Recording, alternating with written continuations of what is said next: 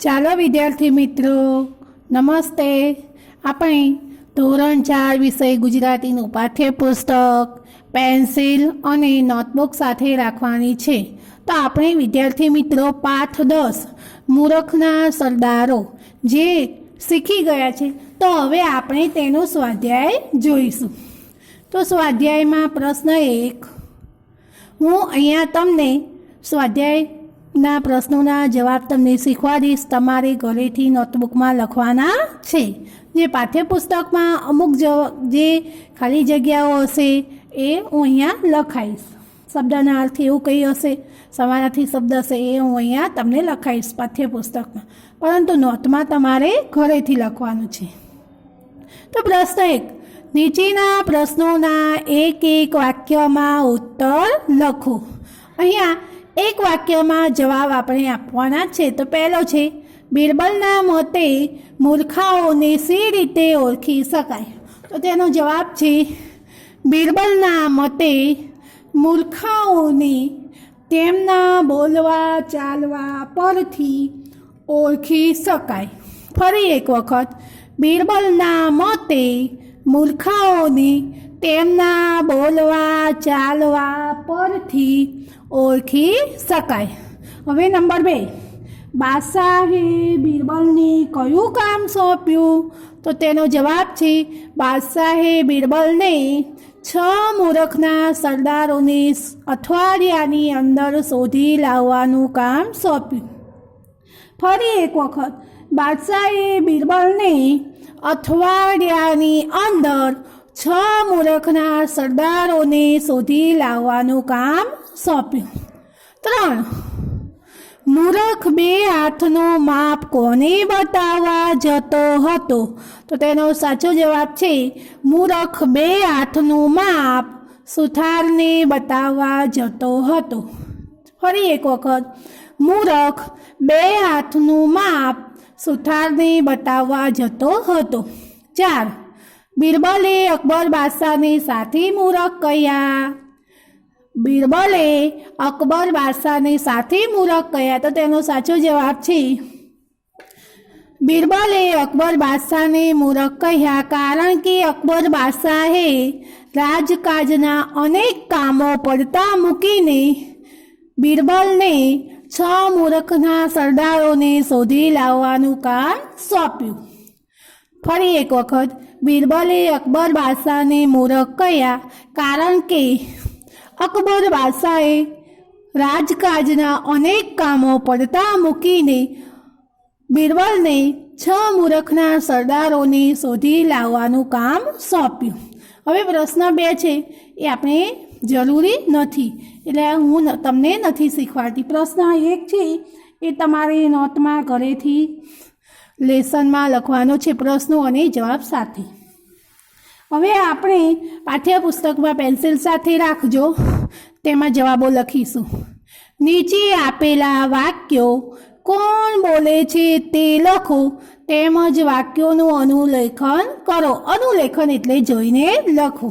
તો પહેલો છે, જેવો હુકમ નામદાર. તો કોણ બોલે છે? તો અહીંયા ચોરસમાં લખો, બિરબલ. બિરબલ. હવે આ વાક્ય છે, એવું ને એવું વાક્ય તમારે ઘરેથી પાઠ્યપુસ્તકમાં ખાલી લખવાનું જ છે, જોઈને આવશે ને. હવે નંબર 2, પણ ઘોડા ઉપર મૂકતા શું થતું હતું? કોણ કહે છે? તો એ પણ બિરબલ જ કહે છે. લખો, બિરબલ. 3, ભાઈ મને બેઠો કરો, ભગવાન તમારું ભલું કરશે.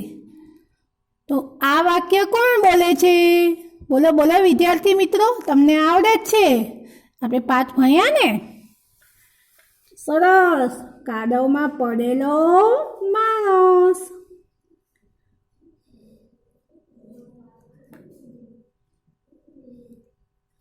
આગળ 4 નંબર, કેટલું ગુમાન, બાદશાહનું અપમાન, બિરબલને સજા થવી જોઈએ. આ વાક્ય કોણ બોલે છે? બોલો બોલો. એક દરબારી. સરસ.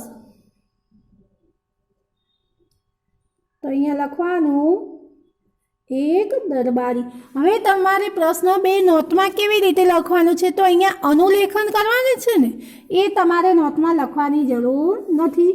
ફક્ત નીચેના વાક્યો કોણ બોલે છે તે લખવાનું અને તેની સામે જવાબ લખવાનો છે નોટમાં.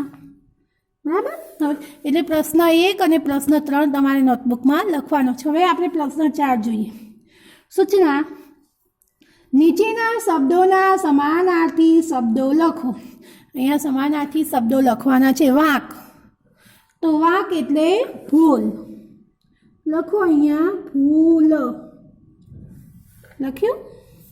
હવે નીચે લખેલું છે આશ્ચર્ય, તો આશ્ચર્ય એટલે નવાઈ. નવાઈ લખ્યું. આગળ ટકોર. ટકોર એટલે સૂચના અથવા મીઠો ઠપકો. સૂચના અથવા મીઠો ઠપકો. ઝાલવું. ઝાલવું એટલે પકડવું. પકડવું.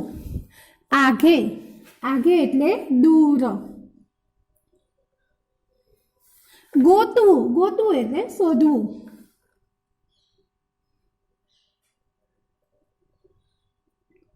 બરાબર? લખાઈ ગયું? હવે આ પ્રશ્ન પણ તમારે નોટબુકમાં લખવાનો છે પ્રશ્ન જવાબ સાથે. હવે પ્રશ્ન 5, નીચેના શબ્દોના વિરુદ્ધાર્થી શબ્દો લખો. હોશિયાર, તો થોથ. નિરાશા, તો આશા લખો. આશા, નિરાશા. અઘરું, તો સહેલું. નબળું, તો સબળું. જૂનું, તો નવું. અંધારું, તો અજવાળું. બરાબર? હવે આ પ્રશ્ન પણ તમારે નોટબુકમાં લખવાનો છે, તો ટીક કરી દો. પ્રશ્ન 6, નીચેના શબ્દ સમૂહ માટે એક શબ્દ લખો. તો પહેલો છે ઘોડા ઉપર સવારી કરનાર, તો તેનો જવાબ આવશે. લખો ઘોડે સવાર. બરાબર? 2, ઘાસ વગેરે એકઠા કરીને બાંધેલો જથ્થો, તો ભારો. અહીંયા લખવાનું ભારો. તો પ્રશ્ન 6 પણ તમારે નોટબુકમાં લખવાનો છે. હવે પ્રશ્ન 7, શાળાના પુસ્તકાલયમાંથી આવી રમૂજ પ્રેરક વાર્તાઓ મેળવીને વાંચો. તમને ખૂબ જ મજા પડી હોય તેવી 2 વાર્તાના નામ અહીં નોંધો. તો લખો બકોર પટેલ. બકોર પટેલની વાર્તાઓ પણ રમૂજી હોય છે. પછી બાજુમાં 2 નંબર લખેલા ત્યાં લખો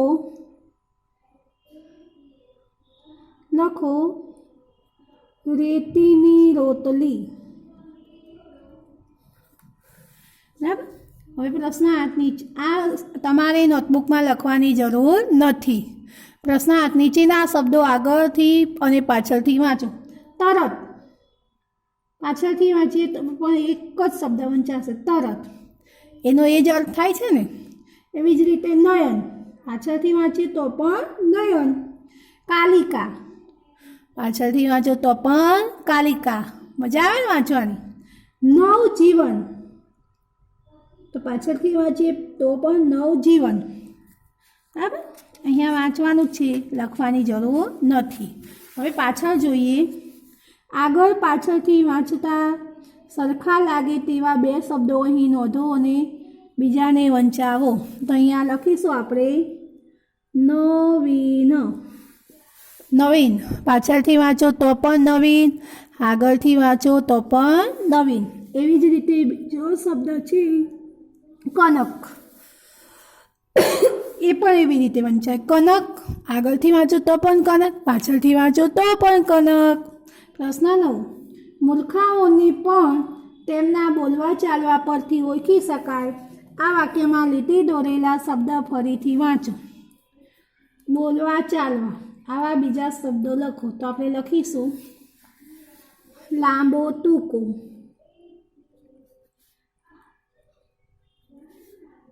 આખો પાછો.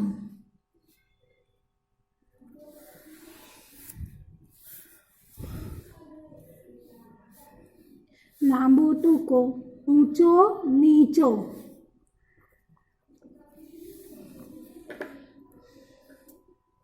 ઊંચો નીચો,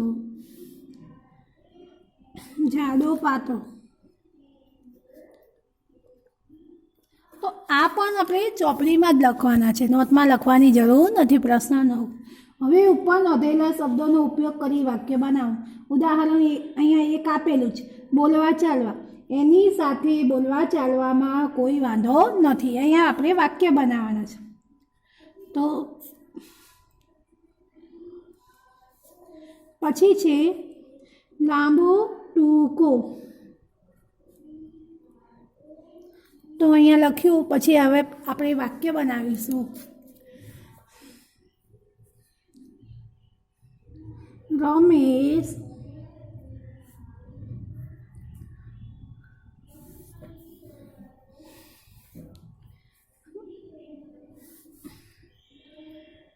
વાતમાં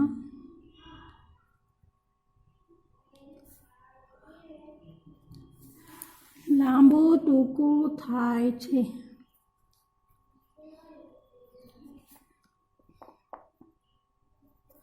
પછી ત્રીજા નંબરનું છે આખો પાછો. અહીં આપણે ક્રમમાં લેવાના છે. લખો,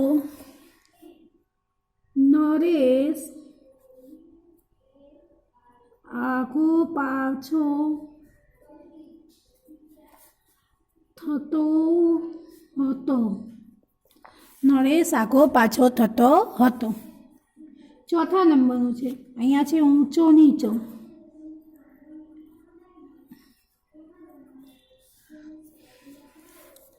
લખો,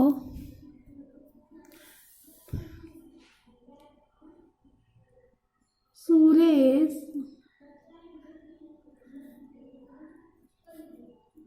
વાત કરવામાં ઊંચો નીચો થતો હતો. બરાબર. હવે અહીંયા પ્રશ્ન 10 આ નોટબુકમાં તમારે લખવાનો છે. નીચેના શબ્દોને શબ્દકોશના ક્રમમાં લખો. તો પહેલાં જો સંપર્ક, પ્રયત્ન, ઈજા, તોડવું, ટૂંકું. તો સૌ પહેલાં શું આવશે? સ્વરો લેવાના ને, એટલે આપણે આવશે ઈજા. પછી ટૂંકું, પછી તોડવું. ટકાવાળીમાં ટૂ પહેલાં આવે ને દીર્ઘવાળું, પછી તોડવું. પછી સંપ્રયત્ન, છેલ્લે આવશે સંપર્ક. બરાબર. અહીંયા પૂરું થઈ. તો હવે તમારે નોટબુકમાં જો લેસન ફરીથી કહું છું, ટીક કરવું હોય કરી લેજો. નોટબુકમાં પ્રશ્ન 1, પ્રશ્ન 3, પ્રશ્ન 4, 5, 6 અને 10 આટલા પ્રશ્નોના જવાબ નોટબુકમાં તમારે સારા અને સુંદર અક્ષરે લખવાના છે, જે ઘરેથી ગૃહ કાર્યમાં છે. હવે આપણે આગળ જોઈએ પાઠ 11. હું તને ફકીર. આ એક વાર્તા છે, સરસ મજાની છે. હું તમને પહેલાં સમજાવી દઉં થોડીક. એક ફકીર હોય છે. હવે એ ફકીર વનવગડામાંથી પસાર થતા હોય છે. એમને અવલોકન કરવાની ટેવ હોય છે. અવલોકન એટલે વર્ષોથી એ જંગલમાં રહેતા હોય, એટલે એમને વસ્તુઓ જોયા વગર અમુક સમયે એમને અનુભવને આધારે ખબર પડી જાય. તો આવી અવલોકન કરવાની ટેવ હોય છે. હવે એક દિવસ એવું બને છે કે એક વેપારીનું ઊંટ ખોવાઈ જાય છે. એટલે વેપારી એ ઊંટને શોધતો આ ફકીર પાસે આવે છે. હવે ફકીરને પૂછે છે કે તમે મારું ઊંટ જોયું છે ફકીર બાબા? તો ફકીર બાબા કહે છે એ ઊંટનું અવલોકન કરેલું તેને આધારે ફકીર બાબા કહે છે કે તેની જમણી આંખ પોતેલી છે, ડાબે પગે ખોડું છે, તેનો આગલો દાંત પડી ગયેલો છે, તેની એક બાજુએ મધ અને બીજી બાજુએ ઘઉં લાદ્યા હતા. તો પછી હવે ફકીરે આવું કીધું અનુભવને આધારે, અવલોકનને આધારે, જોયું નથી. તો પેલો વેપારી સાચું માની જાય છે કે નક્કી આ ફકીરે ઊંટ જોયું છે. પછી ફકીરને પૂછે છે કે હા એ જ મારું ઊંટ હતું, બોલો તમે ક્યાં જોયું? ફકીર કહે છે કે ના મેં ઊંટ જોયું નથી. પછી વેપારી કહે છે કે ના તમે જોયેલું છે, તમે તો જ આટલું કહે છે કે અનુમાન કરી શકો, તમે જોયેલું હોય તો જ તમને ખબર હોય, નહીં તો ખબર હોય નહીં. કે તેની જમણી આંખ ફૂટેલી છે, તે ડાબે પગે ખોડું છે, તમને ક્યાંથી ખબર પડી? ફકીર કહે છે કે મેં મારા અવલોકન કરવાની ટેવને આધારે કહ્યું છે, પરંતુ મેં તારું ઊંટ જોયું નથી. હવે વેપારીના મનમાં એવું થાય છે કે મારા ઊંટના ઉપર જે મેં માલ લાદ્યો હતો, મૂકેલો હતો, એની લાલચને કારણે આ ફકીર બાબા મને ઊંટ બતાવતા નથી. એટલે તે શું કરે, તેના માણસોને કહે છે કે આ ફકીરને પકડીને ચાલો આપણે રાજા પાસે લઈ જઈએ. રાજા પાસે લઈ જાય છે. પછી રાજા પૂછે છે, એટલે ફકીર કહે છે કે મેં વેપારીનું ઊંટ જોયું નથી, પરંતુ વર્ષોથી જંગલમાં રહું છું, તેના આધારે મેં અનુમાન કર્યું. એટલે આખી વાત તે કહે છે કે હું વર્ષોથી રહું છું, એટલે જંગલમાંથી હું નીકળતો હતો ત્યારે રસ્તામાં કહે છે કે જે એને જોયું હતું એ વાત કરે છે કે એક બાજુ ઘઉં વેરાયેલા હતા, એક બાજુ મધ વેરાયેલું હતું, માખીઓ બનતી હતી. એટલે મને લાગ્યું કે માખીઓ બને છે એટલે નક્કી મધ દોરાયેલું હશે. આમ મેં અનુભવને આધારે વેપારીને કહ્યું. પછી રાજા સાચું માને છે ફકીરનું અને તેને ઇનામ આપીને છૂટો કરે છે અને ફકીરની અવલોકન શક્તિના વખાણ કરે છે. એ જ અહીંયા જોવાનું છે. તો આપણે પાઠ વાંચતા જઈશું અને સમજતા જઈશું. પાઠ 11 ઊંટ અને ફકીર. એક ફકીર વનવગડામાંથી પસાર થતા હતા. એક ફકીર, વન એટલે જંગલ, વગડો એટલે સીમ, વનવગડામાંથી નીકળી રહ્યા હતા. એવામાં એક વેપારી તેને સામે મળ્યો. એવામાં એક વેપારી આ ફકીરની સામે મળે છે. તેણે પૂછ્યું, ફકીર બાબા, તમે આટલામાં ક્યાંય ઊંટ જતું જોયું? પેલા વેપારીએ ફકીરને પૂછ્યું, ફકીર બાબા, તમે આટલામાં ક્યાંય ઊંટને જતું જોયું? ફકીરે કહ્યું, તેની જમણી આંખ ફૂટેલી છે, તે ડાબે પગે ખોડું છે, તેનો આગલો દાંત પડી ગયો છે, તેની એક બાજુએ મધ અને તથા બીજી બાજુએ ઘઉં લાગ્યા છે.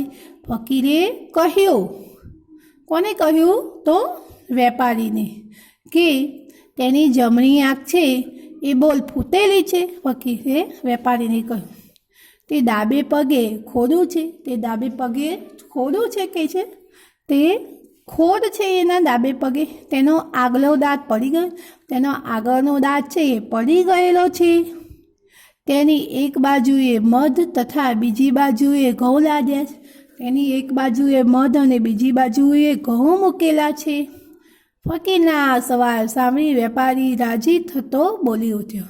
ફકીરે આવું કહ્યું એટલે વેપારી તો રાજી થઈ ગયો અને બોલી ઉઠ્યો, ફકીર બાબા, એ જ મારું ઊંટ, તમે તેને ક્યાં જોયું? અમે સૌ ક્યારના તેને શોધ્યા કરીએ છીએ. ફકીર બાબા, એ જ મારું ઊંટ છે, તમે તેને ક્યાં જોયું છે? અમે સૌ ક્યારના એને શોધી રહ્યા છીએ. ફકીર બોલ્યા, પણ મેં તમારું ઊંટ જોયું તો નથી. ફકીર કહેવા લાગ્યો કે મેં તમારું ઊંટ જોયું જ નથી.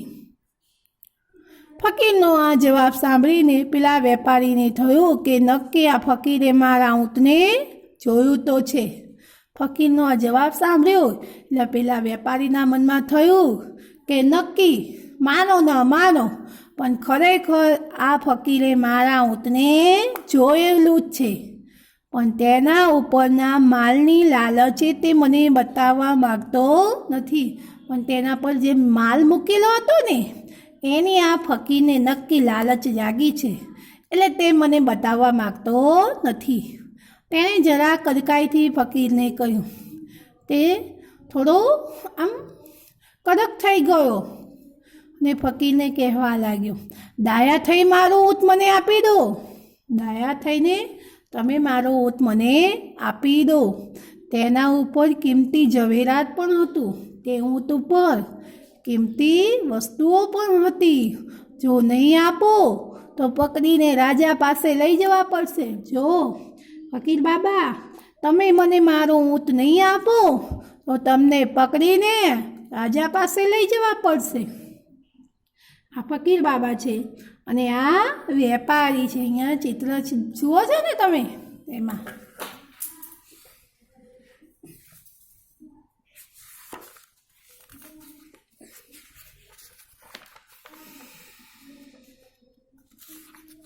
આગળ પાછળ ફેરવો. ફકીર બોલ્યા, અરે શેઠજી, હું તમને ખરું કહું છું, મેં તમારું ઊંટ જોયું જ નથી. અરે શેઠ, હું તમને સાચું કહું છું, મેં તમારું ઊંટ જોયું જ નથી. પછી તેના ઉપરના ઝવેરાતની તો વાત જ છે. મેં તમારું ઊંટ જોયું જ નથી તો પછી તેના ઉપરના ઝવેરાતની તો શી વાત કરવાની. પેલો વેપારી હવે ગુસ્સે થઈ ગયો. પેલો વેપારી તો હવે બરાબરનો ગુસ્સે થઈ ગયો છે. તેણે પોતાના માણસોને કહ્યું, આ ફકીરને પકડીને રાજા પાસે લઈ ચાલો. પેલા તેની પાસે માણસો હતા ને, એ માણસોને ફકીર વેપારીએ કહ્યું કે આ ફકીરને પકડીને અત્યારે રાજા પાસે લઈ ચાલો. રાજાએ ફકીરની ઝડપી લેવડાવી. રાજાએ ફકીરની તપાસ કરાવી, પણ કશું ઝવેરાત તેની પાસેથી નીકળ્યું જ નહીં. હોય તો નીકળે ને, પેલા એવું જોયું જ નથી તો તેના ઉપરને ઝવેરાત ક્યાંથી એને મળે. પણ કશું ઝવેરાત તેની પાસેથી નીકળ્યું નહીં. હોય તો જ નીકળે ને, હતું જ નહીં ને. છતાં ફકીરે ઊંટનું જે વર્ણન આપ્યું હતું તે તો બરાબર પેલા વેપારીના ઊંટનું જ હતું. છતાં ફકીરે જે ઊંટનું વર્ણન આપ્યું, માહિતી આપી, તે બરાબર પેલા વેપારીના ઊંટનું જ હતું. તેથી તેણે એ ઊંટ જોયું નથી એ વાત તો કેમ મનાય. તેથી વેપારીએ ઊંટ જોયું નથી એ વાત કેમની સાચી માનવી. હવે તો રાજા પણ મૂંઝાય છે.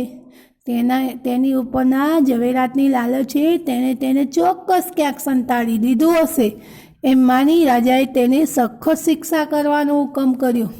રાજાના મનમાં એવું થયું કે આ ઊંટ ઉપર કિંમતી ઝવેરાત હતું ને, કિંમતી વસ્તુઓ હતી ને, હીરા, માણેક, મોતી, તો એની લાલચે તેને ચોક્કસ આ ઊંટને ક્યાંક સંતાડી દીધું હશે એમ માની રાજાએ તેને સખત સજા કરવાનો આદેશ આપ્યો. રાજાનો હુકમ સાંભળી ફકીર બોલ્યા.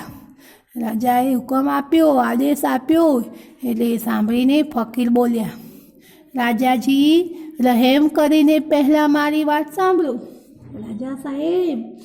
રાજા સાહેબ, પહેલાં દયા કરીને તમે મારી વાત સાંભળો. ખરેખર મેં ઊંટ જોયું નથી. ખરેખર સાચું કહું છું, મેં ઊંટ જોયું નથી. વાત એમ છે, પણ મારી વાત તો સાંભળો કે વાત એમ છે કે હું વનવગડામાં વર્ષોથી રહું છું. હું વનવગડામાં કેટલાય વર્ષોથી રહું છું.